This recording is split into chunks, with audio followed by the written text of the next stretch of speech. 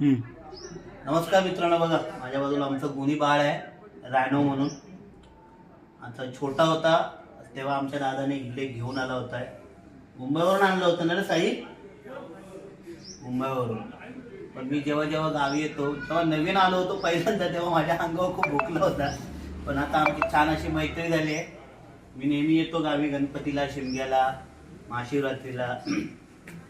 अजिबात भुकत नाही, जवळ येणार, प्रेमाने गोल गोल फिरणार. त्याला मुक्या जनावरांना जसं तुम्ही प्रेम द्याल ना तसं ते आपल्याला जीव लावतं. बघा किती शांत बसलाय. पण अनोळखी व्यक्ती ह्याच्या समोर आला की तो तिची पाठ काय सोडत नाही.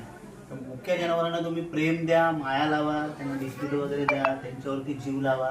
आता तो मला वाटतं त्याचे बाबा कुठे गेले आहेत, आमचे मोठे भाऊ सुनील कोलते. तो जरा थोडासा नाराज झालाय, त्यामुळे जरा बिस्किट आणले तर तो खात नाही. पण ठीक आहे, खाईल नंतर. तर मी हेच सगळ्यांना सांगेन, संदेश देईन की असं तुम्ही प्राण्या पक्ष्यांना जीव लावा. आणि मला खूप आवडतं, मध्ये पक्षी असतील, मुके जनावर असतील, मी इथेच थांबेन.